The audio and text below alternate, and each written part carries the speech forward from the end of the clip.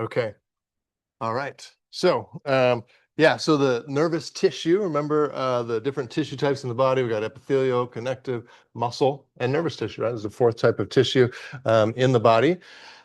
With nervous tissue, there's kind of two primary groups of cell types. There's neurons, which are the ones we think about, but then there's neuroglial cells. They're also just known as glial cells. And so the primary functions of those are kind of mostly around supporting neurons in one way or another. Okay, so they kind of provide actual physical support to neurons, kind of hold them up, connect them, keep them in place. Okay, they also help with the development of neurons and connections between neurons. And then they're intricately involved in the health of our nervous system by keeping our neurons healthy. So they kind of play a bunch of different types of support roles for the primary cell of the nervous system, which is neurons. Okay, so the neurons, the primary function is all about transmitting those signals, right? Transmitting those electrical signals either to each other, neuron to neuron communication, or out to other cells like we talked about, muscle cells, glands, things like that.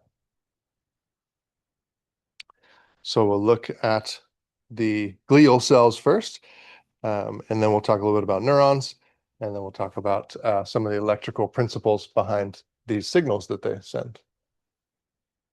Give you a sec to finish writing that down.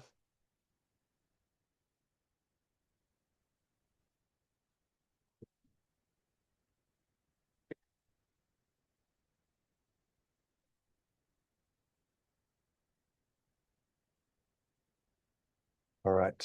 So most of us are there. Okay. All right. So we'll start with the glial cells. So the first type of neuroglial cell we'll talk about is they're called the Schwann cells. Okay. So these are found in the peripheral nervous system. This P stands for peripheral here, peripheral nervous system. And so they wrap around nerve fibers or neurons in the peripheral nervous system only. Okay. And so their big role is they create the myelin sheath. Okay. So when you hear about myelinated axons in our nerves, in the periphery, right, that myelination is created by these Schwann cells. Okay. They also can help regenerate some damaged cells. That myelin creates insulation and really speeds up signal transmission on neurons. So myelinated neurons send signals a lot faster than unmyelinated neurons do. Okay, and so the way that they work is, well, this is kind of like what a signal, an action potential would look like on a neuron. And really, the way that the signal travels down a myelinated axon is it's kind of able to just go through the myelinated part super rapidly, and then we kind of recharge it in these little sections that doesn't have the myelination. And then it kind of goes through the myelinated part fast, and we kind of recharge it again. Then it sneaks through the myelinated part again. And so it really speeds up transmission a lot. But the way that these cells work is they kind of start on the axon like this, just kind of start wrapping themselves around the axon. And then they just continually wrap themselves around a bunch of times. And as they're doing that, they're kind of squeezing down tighter and tighter on the axons. And they're just wrapping their cell membrane around, right? And so this type of signal where we're kind of almost like skipping the myelinated part is called saltatory conduction or saltatory transduction. But the idea is that we are wrapping the cell itself around the axon, and this creates an insulation around the axon. Um, and what is cell membrane made out of for the most part? Check with each other on that real quick. What if we're wrapping the cell membrane around an axon? It's made of something. And what are we technically kind of wrapping around the axon? Check with each other on that real quick.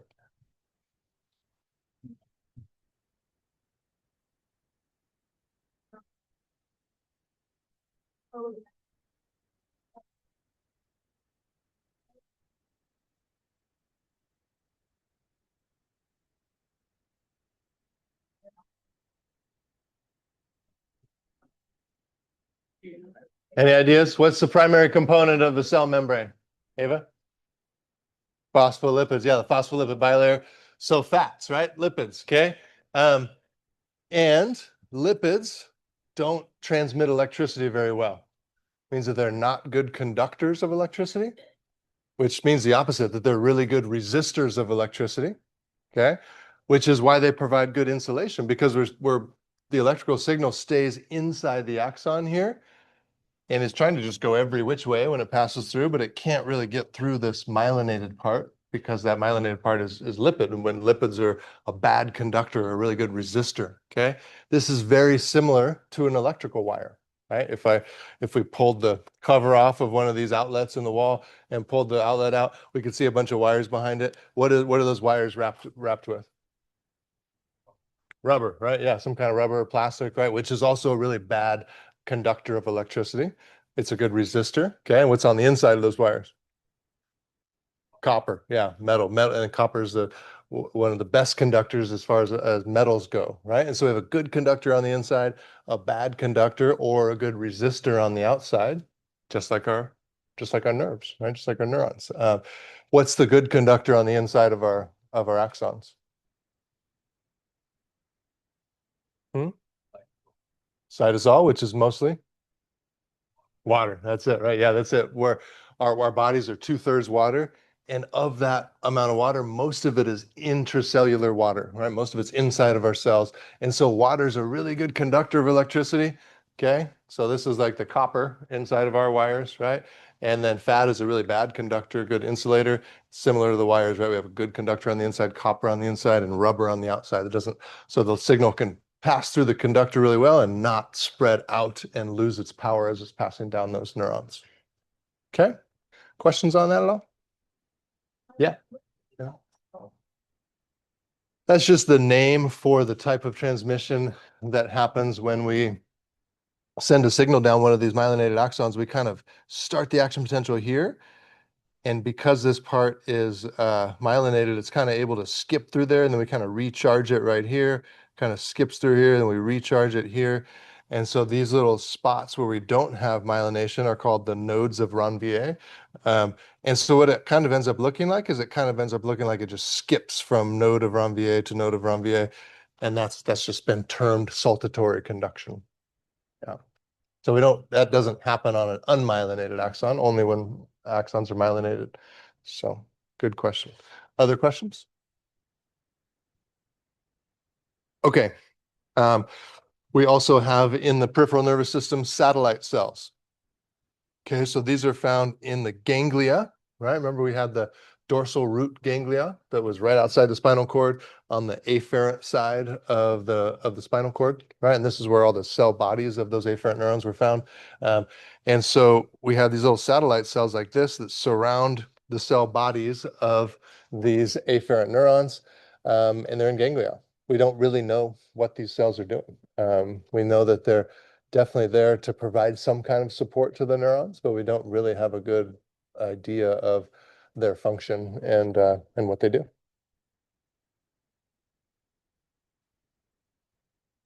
Yeah, Ava? Yeah, exactly. Yeah. Mhm. Yeah, there's definitely some ideas around kind of regenerating neurons and helping repair damaged neurons and things like that. But yeah, so those are kind of the leading ideas around what they might do. Yeah. Okay, so those are our satellite cells, and now we move to the glial cells that are found in the central nervous system, right? So central nervous system ones.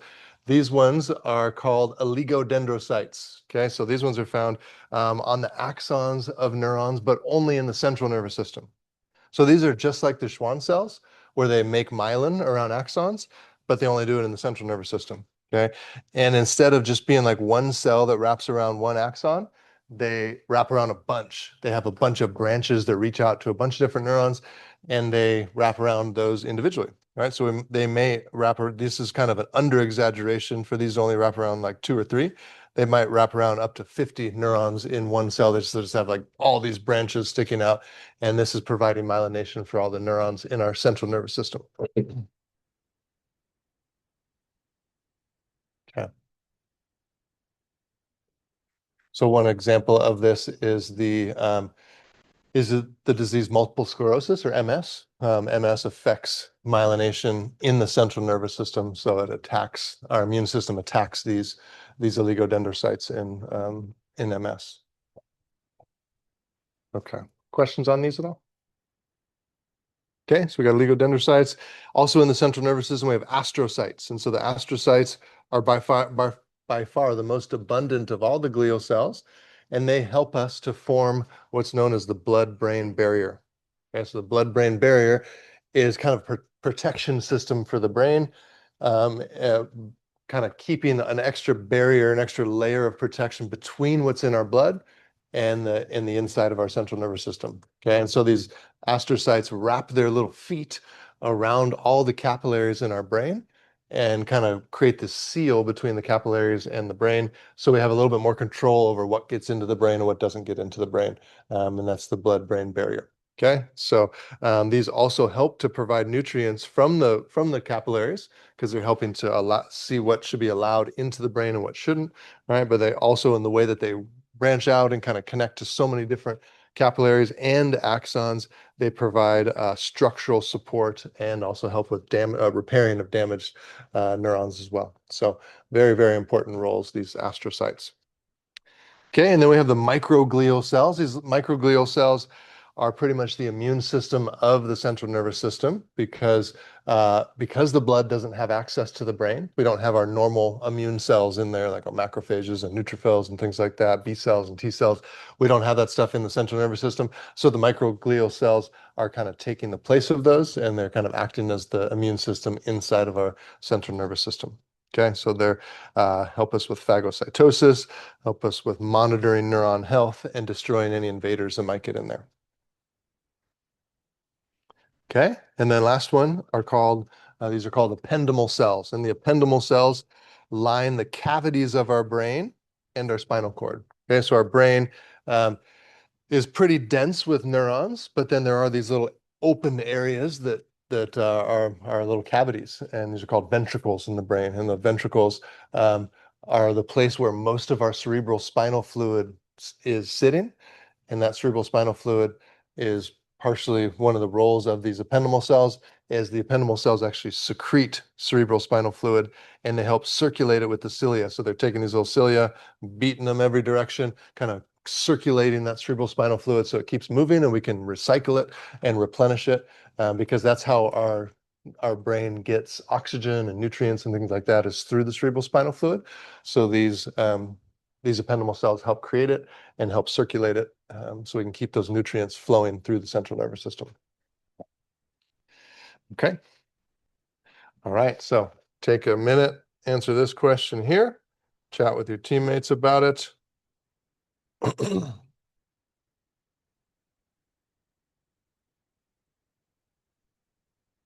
And after you've answered that question, you can go to the next slide as well and start filling in that little summary there with your team.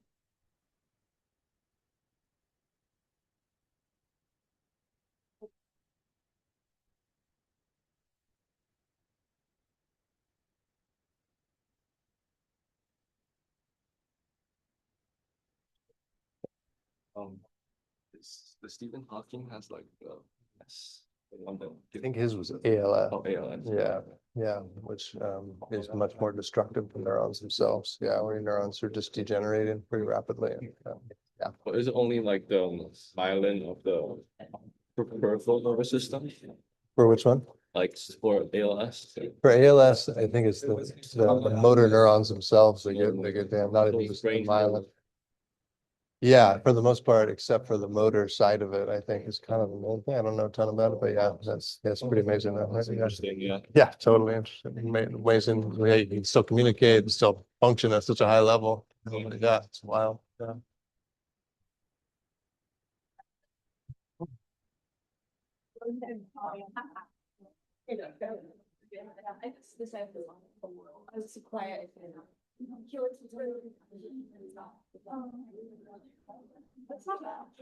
All right, go ahead and fill in that slide on the next page as well as answering this clicker question.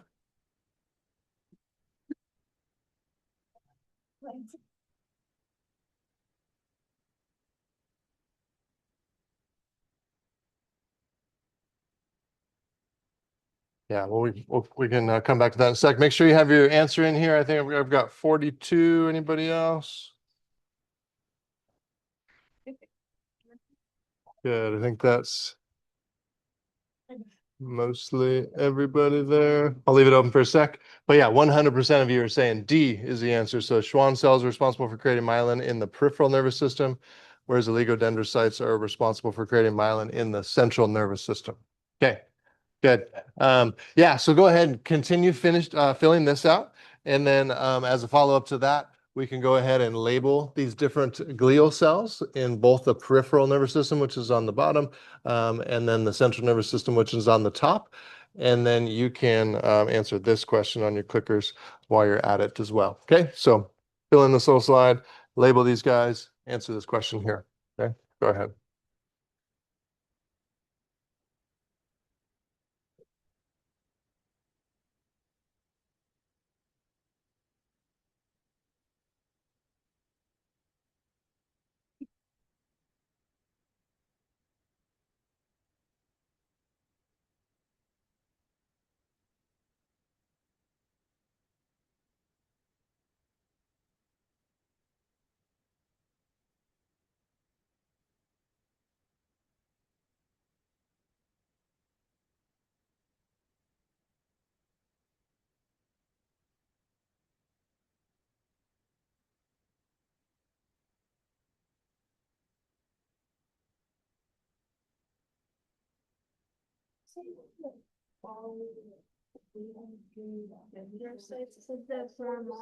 Also,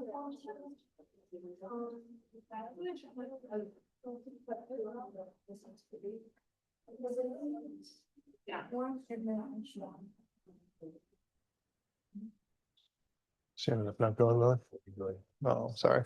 it's okay. Yeah, are you feeling any better now? I'm feeling better. I'm on prednisone and antibiotics. So Yeesh. You realize it was like one of those things where you're coughing so much that you're throwing up like Yeah. that? Yeah. It's Yeah. horrible. Yeah. It's rough. I didn't eat anything the night before because I was just sick and coughing. The kids can hold it down. Yeah. Yeah.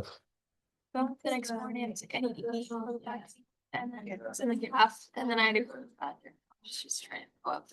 So did you end up going to the practical yesterday? Yeah. Okay, we okay. had All right. shit. Okay. And then did you end up taking the test already too? Yeah. Okay. Got it all done? Yeah. All right. Well, sorry you didn't get to go with the team, but probably in a way you're a little bit less stressed because you're caught up on stuff. Yeah. It's so much. Yeah, you guys are, it's a tough season with travel. No. Yeah, it's a lot. Yeah.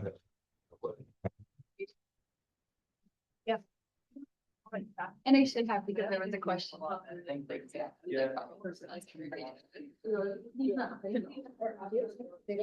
All right. So go ahead and send in that answer here. Which one are the ependymal cells? You'll send that in.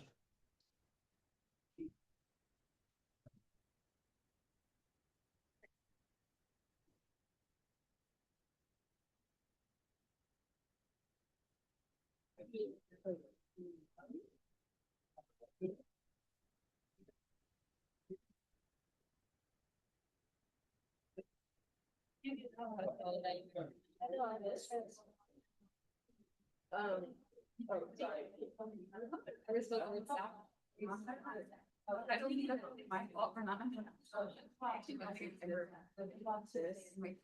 Of life, never said it is. And it's not.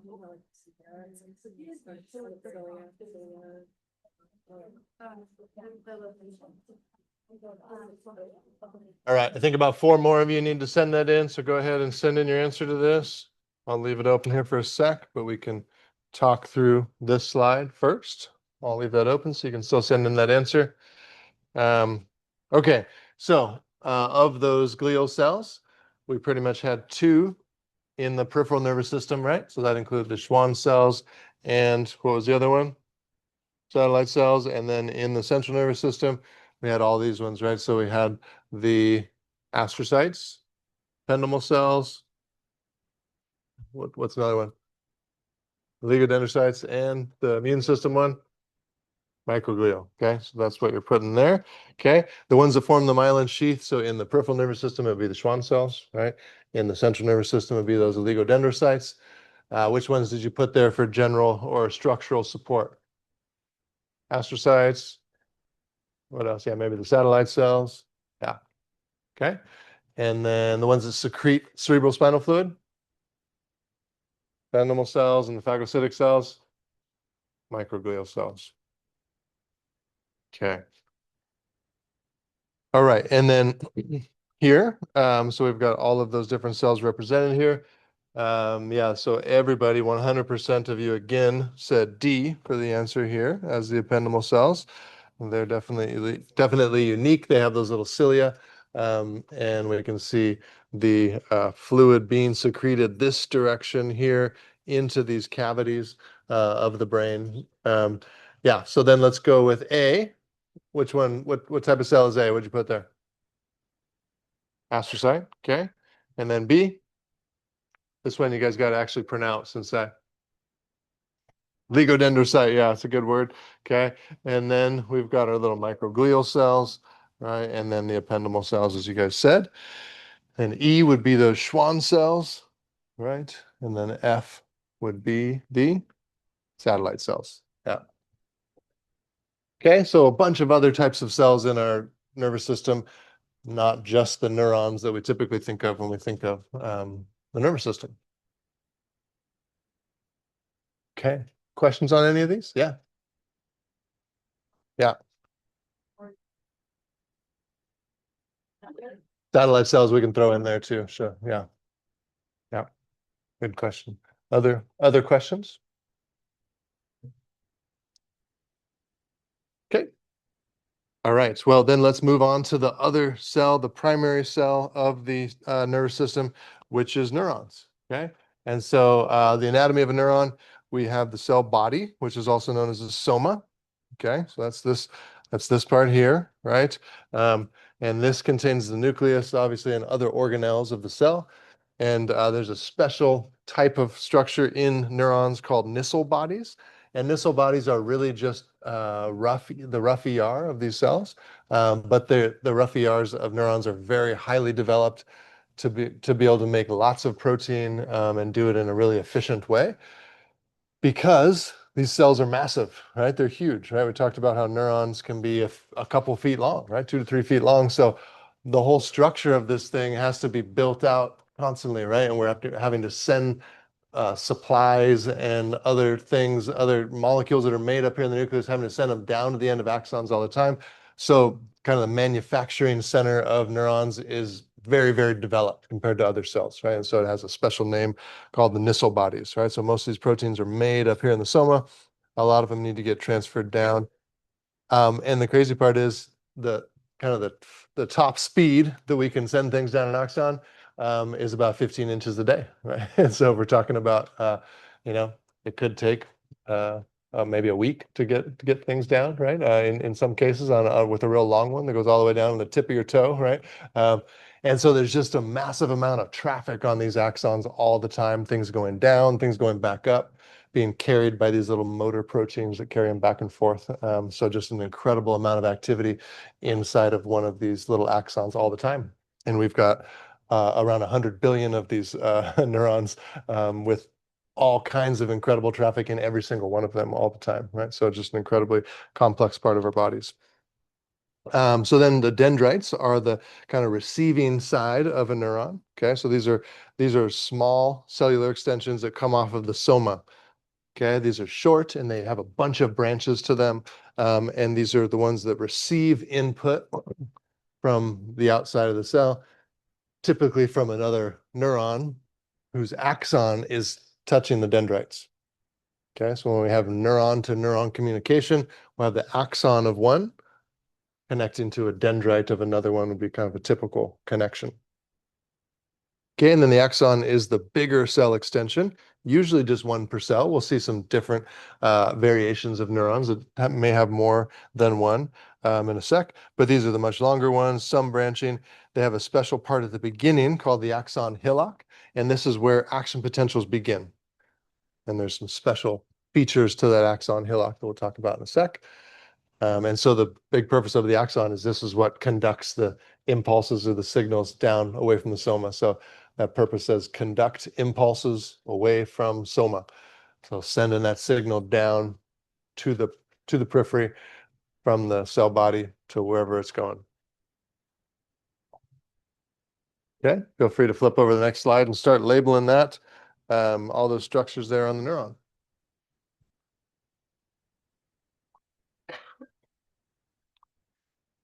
Yeah, and then you can send in the answer on your clickers to that question there.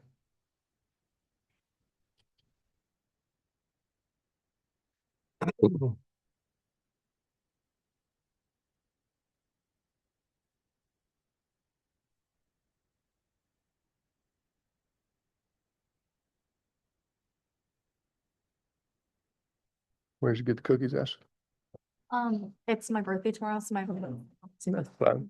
Yeah. Happy early Would you like birthday. No, thank you. I had 2 cookies in the calf for lunch. I was kind of full, actually. I had like the pumpkin pie ones. You said they were really good. Yeah, they're super good. Yeah. No, I didn't see the, no. Oh, yeah, I'm gonna try that after this. I know. It was Ooh. good, but the I need to eat. kind of. Yeah, I had the like pecan caramel cookie. That was super good too. Yeah. Really good. Yeah, I had too many. Oh, wait. How you doing? Feeling all right? Yeah, good. Not much pain anymore? No, it's so small. Oh, yeah. Fingers feeling a little fat too? Yeah, yeah. Would that be the shoulder? No. How's the thing working?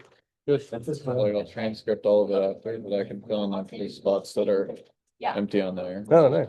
Oh, you like My put right the hand. PDF in there or something? I just record Oh, and okay. then I can transcript. That's what it's like a minute. Gotcha. It transcribes it later. I've just been writing down the ones I would write it. Oh, I see. Yeah, perfect. Great.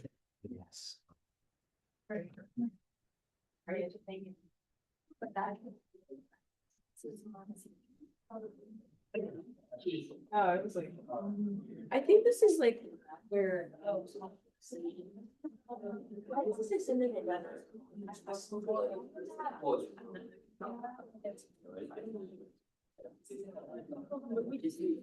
All right, go ahead and send a letter in there. Go ahead and hit the send button since we've got past E as an option. Make sure to use that send button on the clicker.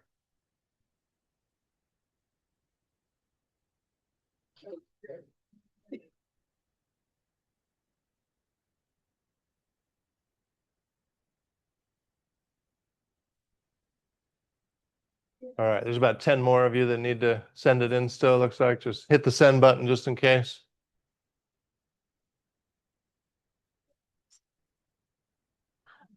Okay. And by the way, with the clicker points, the last time I put them in, I always put them in right before the test. Last time I put them in, we got up to the max possible being 40. So that means like if you were behind by a couple, then now you'll start catching up after that, right? Because so whatever points you're getting beyond that, if you're already at 40, then you're done. You won't get any more points for that. But if you're not at 40, then now you'll start catching up for any that you might have missed class, or maybe just didn't send them all in that day of class. So you didn't get the points. So just so you know. Okay. All right. So let's see here. Good. So about half of you said A for the answer. And those would be the dendrites, right? And that would be the correct answer. The structure responsible for sending signals towards the soma of this neuron here. Yeah. And this one here is an efferent neuron. We know that because we can see that it's sending signals down to this gland, these like glandular cells, and then the gland is releasing things. But if this was an afferent neuron, then the axon could be sending signals back that way too, right? I don't know if it was anybody thinking that. Yeah, a couple people were. Yeah, it could go either way, right? Axons could go back towards or the other way, but either way, in this case, we're talking about the dendrites here sending that signal towards. Okay, and then B is the cell body. Okay, the soma. Axons can also connect directly to the cell body, right? And that cell body can receive signals as well, just like the dendrites can. And then C would be the nucleus. All right. D is that specialized version of the rough ER, which would be the Nissl bodies. E is just the axon, right? G is that beginning of the axon, or sorry, I get my ABCs mixed up, I guess. F comes for next. E, F, there we go. F is the myelin sheath, right? These would be those Schwann cells. And then G would be the axon hillock. And so that axon hillock is again where those signals start. Yeah, and so it's the very beginning of the axon where those action potentials begin.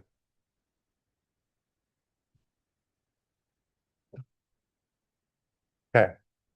Questions on that? Yeah. Patty? They were just things that I didn't want you to have to memorize, so I covered them up. Yeah. Other questions? Yeah. You go. Will there be initial bodies down the axon as well? No, just there around the nucleus. Yeah, because that's really the only place that we're able to make proteins, and that's where the rough ER is. So. Will it take a long time to repair like the ends of the axon? Absolutely, yeah. And a lot of times, for a long time, it was a question of can neurons even repair at all once we have neuron damage. It looks like there is some possibility of repair, but it's not a tissue that repairs itself very well. And so, like when someone has brain damage, it's somewhat unlikely that most of that will recover. Some of it can, but not necessarily all of it. And so it is just these big, long, complex cells are hard to repair for sure. Yeah. Other questions on that? Okay, so we have a few different ways that we classify neurons. Okay, one of those classifications is by the structure of the neurons themselves. Okay, this just uncovered the names of those classifications there. Okay, so we have three primary structural classification types of neurons. We have multipolar neurons. Okay, we find these in the central nervous system. These are by far the most abundant. Okay, so they would have lots and lots of dendrites, lots and lots of receiving regions. Okay, here, and then they would have this kind of one axon going out from there.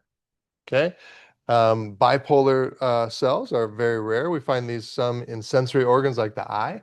In the beginning of BIO1040 next semester, we'll talk about some bipolar cells like this. And the kind of, yeah, we have them in places like this in the retina. Okay. And then only in the peripheral nervous system, our sensory neurons have unipolar neurons where we have it kind of looks like two axons, and it really is two axons, but there's these receptive ends on the end of one side, and then the other side sends a signal back into the central nervous system. And those are what our sensory neurons look like. And the cell body is kind of more in the middle instead of on one side, right? This would be like where that ganglion was, right? That dorsal root ganglion had a bunch of these cell bodies. One axon was sent out to wherever the receptor is, like it could be a touch receptor on your finger, and then the other one goes up the spinal cord up into the brain. So we kind of have these two different axons in those with the cell body in the middle. That's a unique part of those. Okay. Questions on that? Everything. Mainly just the things that I hear, like yeah, those two things, like where we find them, the names, and then probably one of the examples, the examples of where we find them down below. Like for the first one, it would be our motor neurons would be the example there. For the second one, it'd be in the eye, in the here, and then for the third one, these are just our sensory neurons. So yeah. Yeah, Ethan.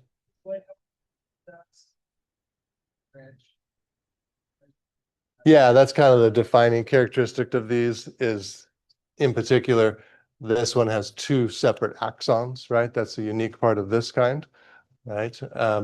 This one has tons and tons of dendrites for receiving and then a regular axon. And this one kind of is somewhat similar to these, but a little bit different. It's just they have kind of two axons as well. But yeah, I wouldn't worry too much about trying to distinguish that, just more about where we find those, which would be like in the sensory part in the eye. Yeah. Okay. All right. And then we've already talked about this quite a bit, but we classify neurons by their function as well. right? And we've talked about this a lot already. So sensory neurons are going to be sending the signal from the periphery to the central nervous system, right? Motor neurons are the opposite. Central nervous system to the periphery. And then interneurons are just going to be neuron to neuron communication. And the vast majority of all of our neurons are interneurons, actually, because that's what almost all the neurons in our brain and central nervous system is neuron to neuron communication. And so those interneurons are the most common by far.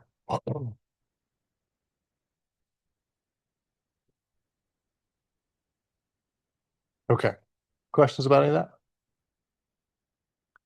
Okay, well, let's talk a little bit of kind of principles of electricity, which will help us really understand the way action potentials work. And we'll dive into action potentials on Friday and look at the details of the mechanisms there. So the first principle to understand with this is called voltage. Okay, so voltage, this is like the potential energy of electricity. Okay, and so this is defined as a charge difference between two locations. And it's measured in volts or millivolts. In the body, we would do it in millivolts. Okay. Um, and so just potential energy between two locations, a positive and a negative side. What's the charge difference between that positive and negative side? So when you look at a battery like this, these are called 9-volt batteries typically, right? That's typically what people call them. One side's positive, right? One side's negative. The difference between the charge in those at those two poles is 9 volts, right? And that's what it is. So it's just that energy, potential energy between the two. When we look at resting membrane potential in our neurons, we look at resting membrane potential in our neurons, it's negative 70 millivolts, right? So what that means is by a measure of negative 70 millivolts, it's that much more negative in here than it is in here, right? So it's that potential energy difference across the membrane. Okay, so that's kind of our first principle. This is also what's measured with an EKG, right? When you get an EKG, we're looking at the charge difference between two of those pads that are on people's chest, right? And that's that voltage. Okay, and then if we convert that voltage into flow of electricity, then it's called current, right? So this is flow of electrical charge from one point to another. Okay, so we're taking that potential energy, turning it into current or kinetic energy, right? And this one we measure in amps. Okay, I think maybe they've updated a lot of the breakers in the dorms now, but how many of the girls have experienced there's too many hair dryers going at the same time and the electricity goes out? How many? Yeah, yeah, because hair dryers will pull about sometimes like 8 to 10 amps just themselves. Most breakers, so the little breaker box that your dad had to go out and flip back, that's kind of only allowing a certain amount of electricity to go through a group of wires to keep it from getting too hot and catching on fire. And so most of those breakers tap out at about 15 amps, sometimes 20 if they're like in your kitchen or things like that.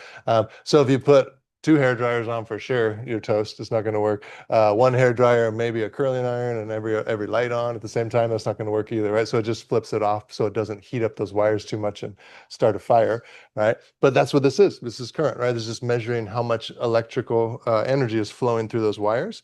And this is all dependent on two things. Dependent on number one, how much voltage did we have in the first place, right? How much potential energy was there in the wires in the wall? It's 110 volts here, right? If you've been to Europe or other places, it's 240 volts, right? They have double the energy, double the voltage in most of the wires in Europe and other places as well. But yeah, 110 volts. And then how much resistance is there, right? The resistance is just kind of how much it's resistance to flow. And we'll talk about that in a sec, okay? But those two things together are what's going to dictate how much actual current we get traveling through a wire or an axon in our bodies, okay? So what does current look like in the body? Current is all dependent on ion flow in the body. Okay, in the wires, it's dependent on electron flow. In the body, it's dependent on ion flow. Okay, and so there's a few different ways that ions can flow, but it's always going to be passing over a membrane. That's what it means by ion flow, is going from one side of a membrane to another. Okay, So one of the possible ways this can happen is through leak channels, right? We've talked about those leak channels before. There's leak channels in our neurons that allow sodium to pass over, some that allow potassium to pass over, right? So those are just ones that are just there. They're just open and those ions can pass through, okay? And they're specific for each one. So specific sodium leak channels, specific potassium leak channels, okay? So that's one possible way that we can get current flow is through passive ion channels or leak channels, okay? Another way is through what's called a ligand-gated channel, meaning that we have a, a receptor of some sort of chemical, and when that chemical binds to the receptor like this, it's pretty much like a key in a lock, and it opens up that door, right? The example we worked with this one was acetylcholine, right? The acetylcholine receptor was also an ion channel, right? When acetylcholine bound to it, it opened up and that allowed potassium and sodium to rush through, right? So the acetylcholine receptor was the example that we've already talked about. Okay, so a specific chemical binds to it, can be a neurotransmitter, it can be a hormone, something like that. And that opens the gate and then ions can pass through. Okay, so that's ligand gated. The ligand is just a chemical that's going to bind to it. Okay, and then we can also have voltage gated channels. Okay, so these are proteins designed in a specific way that their shape is totally dependent on that membrane potential around the that resting membrane potential we're talking about, that -70. And that gives them their shape that they have. And if we change that membrane potential, then the shape of the protein changes too. And it changes in such a way where it opens up or it closes, right? And so the examples we've talked about so far, we're going to talk about these more on Friday, but sodium and potassium gates or channels that we find on neurons and skeletal muscle, these are going to be the ones responsible for action potentials. That's what these are here. This is a sodium channel. Okay. And then we also saw voltage-gated calcium channels on the ends of our neurons in the neuromuscular junction. Remember, that was one of the steps of the action potential coming down. When it came down, it opened up those calcium voltage-gated channels, and then that let calcium flow in. So that's another example of a voltage-gated channel where the electrical potential around them changes their shape and either opens them or closes them. Okay, and then lastly, we have mechanically gated channels. These ones are kind of interesting. These we find in things like touch receptors, like in our skin, right? When you touch your skin and you feel that, the reason you're feeling that is because the pressure of your finger on it is like pinching open one of these little proteins, and that makes ions flow in, which starts a signal on your neuron, and that sends it up to your brain, so you feel it, right? Kind of wild, right? It's just like these little weirdly shaped things that are designed in such a way that when you put pressure on them, the door opens up, right? And lets ions flow in, and that starts an action potential so you can feel it. Okay, so those are different ways that we allow current in neurons, and current in a neuron is always about ion flow, right? Ions going from one side of the membrane to the other, but we had those how many ways? 4 or 5 ways. Passive ion channels, right? That's one option. We had ligand-gated ion channels, voltage-gated ion channels, mechanically gated ion channels, different ways that we allow ions to pass over a membrane. Okay, questions about those? Okay, so then last principle here is resistance, okay? So resistance, it means hindrance to current, right? So how hard is it to send a signal through a certain substance, okay? And so if something is a really good insulator, that means that it has very high electrical resistance, right? And so we were already talking about this. This could be the plastic around the wires, right? This is the type of wire that you would see in the walls here, okay? And so we've got rubber around each individual wire, at least with the white and the black one, and then some cardboard around this one in the center, which is the ground wire, more kind of cardboard or paper here, and then more rubber out here, right? So lots of different resistors that kind of make sure the electricity is staying inside, and then that really good conductor in the inside, right? The copper. And so conductors have very low resistance, and so metals are good conductors, and water, like we have inside of our cells, is also a really good conductor.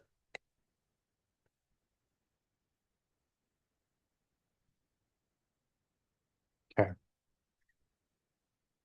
Okay, so then to put these 3 things together, there's a principle in electricity called Ohm's law. Okay, and so Ohm's law means, or Ohm's law is defined as current equals how much voltage we have divided by the resistance, right? And we can kind of think about this, an analogy of this is like a hose that has water flowing through it, okay? And so what we're trying to figure out is how much water is coming out of it, okay? The voltage part would be kind of how high you turn on the faucet, okay? How much push do you have behind the water, okay? How hard are we pushing that water out? The amperage part is the actual water coming out, right? That's the current. And then the ohms are the measurement of resistance. That's going to be the size of the hose, right? The bigger the hose is, the less resistance we have. The smaller that hose is, the more resistance we have. So we need to put voltage and voltage and ohms or resistance together to figure out how much actual flow of water we have coming out, which would be the same thing with electricity, how much electrical flow or current we have. Okay, so all of this applies to neurons as well. And yeah, so questions on that at all?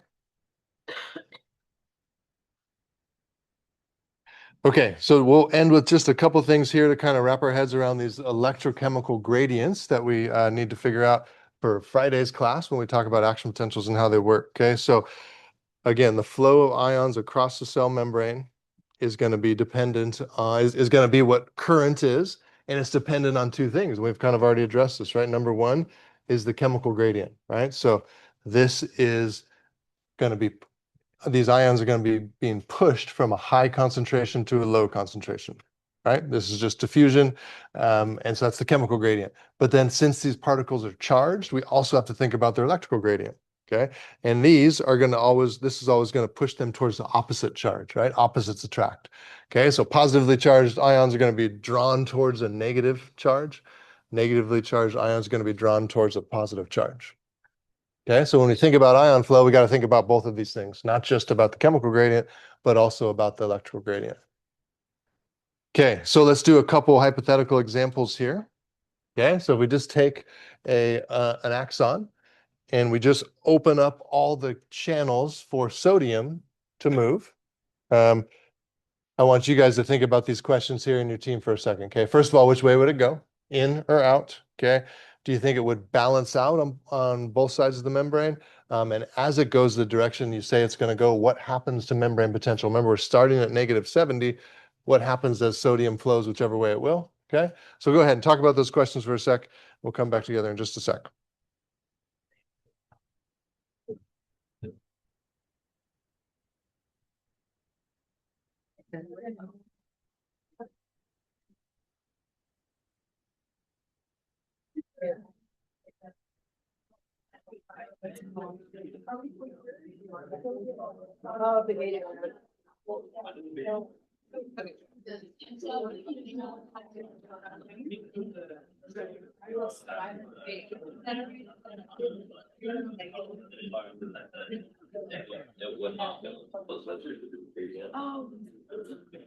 Okay, which way would sodium go? In or out? In, okay. What's driving it that way? The chemical gradient or the electrical gradient?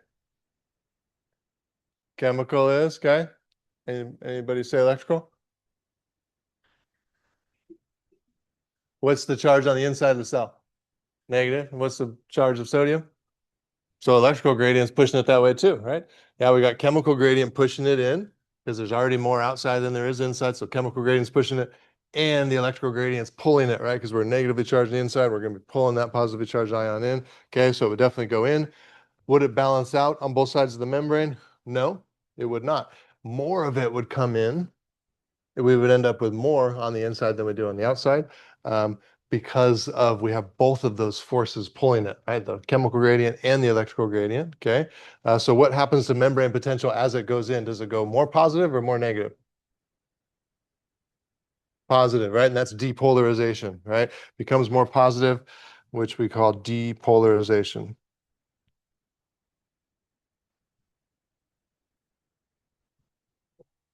Okay, sodium stops flowing at around positive 66 millivolts. So that's a big shift, right? All the way from -70 all the way up to positive 66 millivolts. Okay, and so it doesn't equal out on either side, as it says there. And yeah, it's because a couple of things, right? It's partially because the electrical gradient is changing as it's coming in, right? But also because we have both the chemical gradient and the electrical gradient affecting this.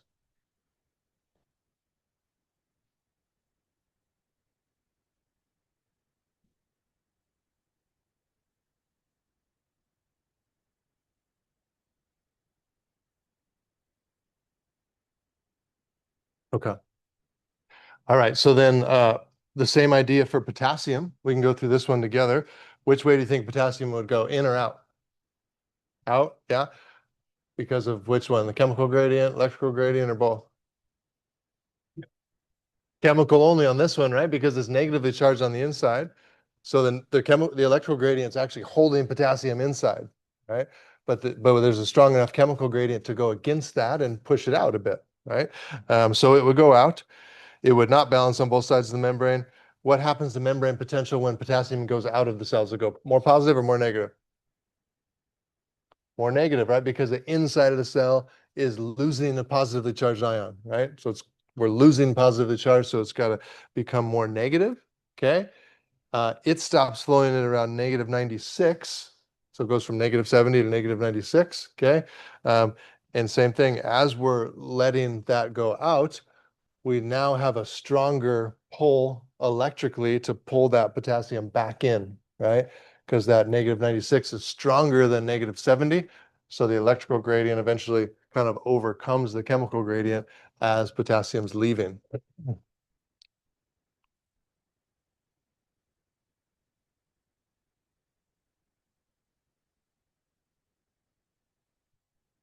Okay.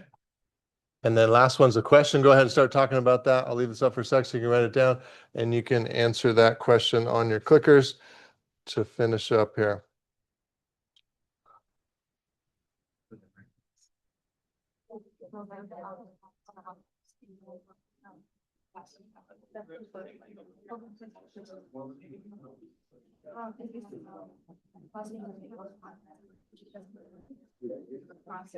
Go ahead, take a guess here. Sodium or potassium, which one do you think is closer to equilibrium based on what we just talked about?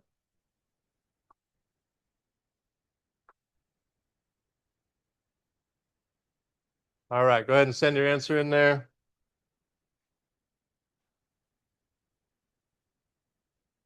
All right, about 10 more of you, but I'll leave it open. So about 3/4 of you are saying B, potassium's closer, which is absolutely true, right? It went from negative 70 to negative 96. It only changed by 26 millivolts, whereas the other one went from negative 70 to positive 66, right? So big change, much further away from its equilibrium. Okay, we have more passive leakage of potassium. Okay, so that's kind of related to this. The way this applies to action potentials is sodium has a very large gradient, meaning that when we open up the channels for sodium, a lot of it moves, right? And so the body has a way of taking advantage of that big gradient all over the place. And one of the places that does that is with action potential. So we'll talk about that next time. Okay. All right, guys. Have a great rest of your day. We'll see you on Friday.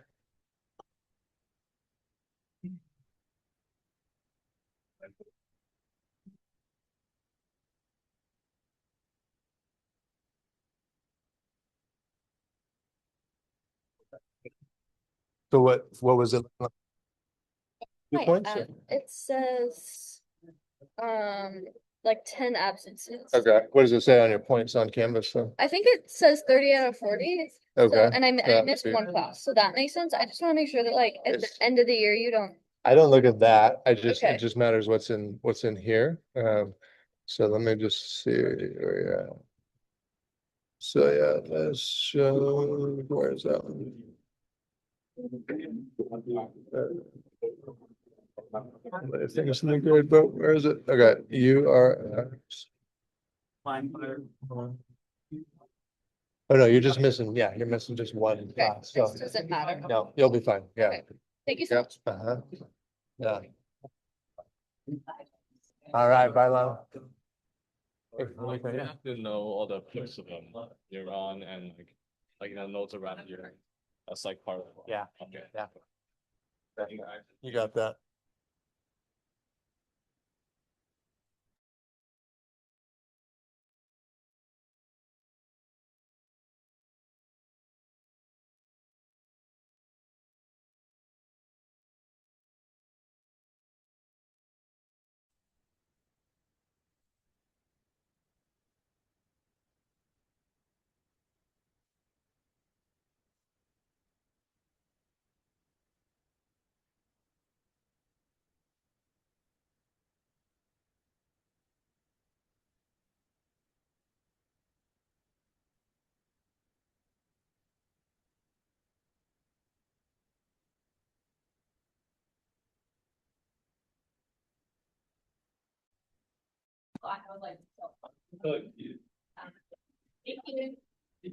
See you guys. Bye.